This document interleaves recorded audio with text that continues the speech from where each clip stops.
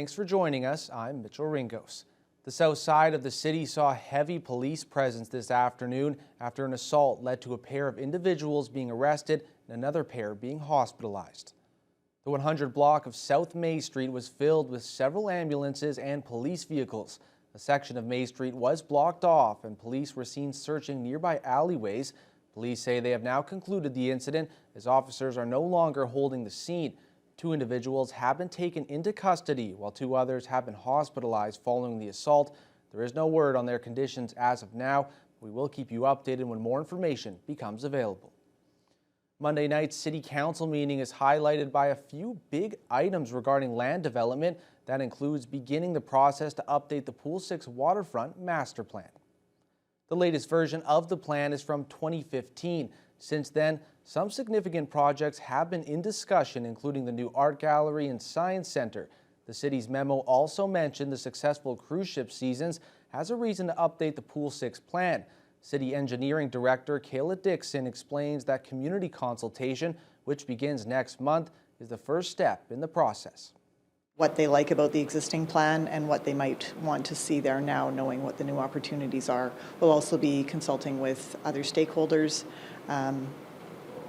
So really looking to see what people want to see down there. And we also have the highest and best use study that's being completed by CDC right now. So we're hoping that information from that study can also inform the opinion there.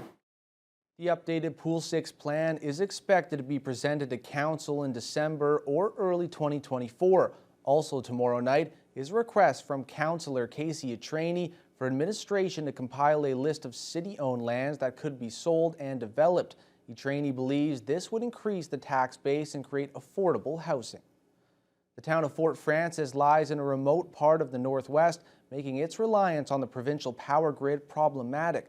But there's a new proposal to try to make the community more self-sufficient energy-wise. Carl Langdon reports. Fort Frances City Council voted in favor of a proposal early March requesting a feasibility study into peripheral power grid options. Independent local grids, often referred to as microgrids, offer greater self-sufficiency to remote communities which are sometimes left relying on power generated from stations that could be hundreds of kilometers away. The study will determine what the best solution for generation is. So, for example, it could be hydrogen, it could be solar, batteries, cogeneration, which is basically natural gas. That is one of the study aspects, is to take a look at if there's any feasibility in repurposing some of the mill lands. So we used to have a cogeneration plant at the mill as well as a biomass boiler at the mill. And unfortunately, the physical assets are no longer there, but the infrastructure is. Fort Frances aims to explore what local power generation would look like for their community, thinking ahead towards a future where electric vehicles are commonplace. The town's remote northwest location has resulted in routine power reliability issues, and that downtime, coupled with the devastating 2014 closure of the local pulp mill, has made it difficult to attract commercial interest to Fort Frances. Issues that Anwar believes would be solved by the integration of a microgrid. The lack of redundancy within the current infrastructure threatens the integrity of the only transmission lines serving the region. Extreme weather events, motor vehicle accidents, and other extenuating circumstances can often leave district residents in the dark, sometimes for upwards of 8 hours or more. One of the cheapest electricity rates in Ontario, and the microgrid study may even bring those rates lower, which can help us in attracting those industries which are using electricity as are power intensive industries. The feasibility study is expected to be completed as early as the end of 2023. Carl Langdon, TBT News. Meanwhile, residents in Fort Frances are expressing sadness at the loss of the border town's only movie theater. The owner of the Cine 5 in International Falls, Minnesota, recently made the decision to close the business after essential repairs were deemed too costly. Many of the theater's patrons came from the Canadian side of the border in the Rainy River District. A lot of those movie lovers considered the Cine 5 a part of their own community. Parents in Fort Frances are now coming to the realization that their children will no longer get to experience heading across the border to go to the movies. The people we spoke to shared warm memories of the movie theater and feelings of disappointment that there are no longer any close options to go to a show. Pretty disappointed. Pretty much the only family place you can go to, you know. And then now there's like nothing to do with your family, of course. So yeah, pretty disappointing. It would be it would be way better if there was a movie theater, because so then more people would like go and have more fun. I wish that the movie theater wasn't closing because I never got to go there.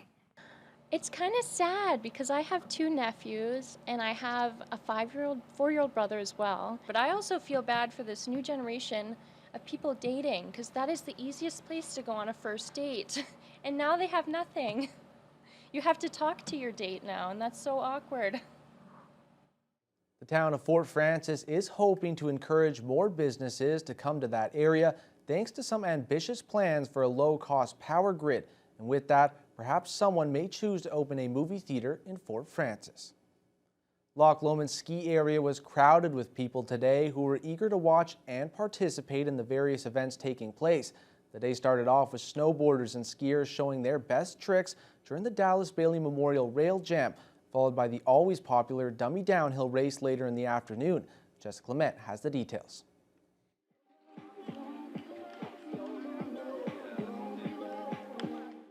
The weather was perfect for those heading out to Loch Lomond on Sunday. The fun-filled event started at 11 a.m. with the annual Dallas Bailey Memorial Rail Jam, which had 8 skiers and snowboarders compete for various prizes. We have a bunch of features set up in our terrain park, and then all of the contestants go down and use those features as trick features. So they, they'll ride into them and do tricks off of them, and then it's a scored event. So we have judges that actually score that event. Later in the afternoon, the hill held its annual dummy downhill race. This year saw 8 dummies of varying shapes and sizes tackle the Jolly Giant Run. Oh, it's doing a good job of flattening out the moguls. The event attracted hundreds to come out and cheer for their favorite dummy. And Loch Lomond President Jason Gary says this year's dummy downhill had the largest turnout so far. The dummy downhill is something that really brings everybody together. It's a lot of fun. It's something, special that you can come out with your kids and kind of watch something goofy and fun. And I think people really enjoy that. And the fun isn't over at Loch Lomond yet. Gary says they still have other events coming up, including the Slush Cup. We've been having an amazing season. We've got great weather out here. We've had great weather actually throughout the year. We have a lot of snow, and it continues to look like the forecast is favorable for us. So it looks like we'll be running well into April again. Last year we set a new record in Ontario, being open until May 8th. Who knows what we'll be able to do this year. Jessica Clement, TVT News. Confederation College's business marketing program is helping international students who are new to Canada to learn the game of hockey and connect with the wider community through the Cam River Fighting Walleye hockey team. The student-led project brought over 30 international students to the Norwest Arena to watch the Walleyes' Saturday night game against the Dryden Ice Dogs, something many of them haven't experienced before. Along with the game, the international students were able to learn the rules of the sport and take part in a pre-game skate. International student Sargam says the transition to life in Canada isn't easy, but events like Saturday's hockey outing help to ease that transition. It was a great experience for me to watch ice hockey because I never see ice hockey in my country. And we learned many things like how they do goals, how the teams score, and then we had a few tickets we were seeing, like how they put the tickets and that small ducks. It's really entertainment for us. Yeah, I mean, it's a great experience for them. It's also a great experience for our hockey team and our players to be out on the ice with them and see how new this is to them. I mean, a lot of our players probably started playing hockey and started skating when they were 2-3 years old, and to see these people come out today and have the opportunity to skate with them is a great thing. The business students are also using the occasion to raise money for charity with the goal to raise $500 for Our Kids Count. We're now joined by sports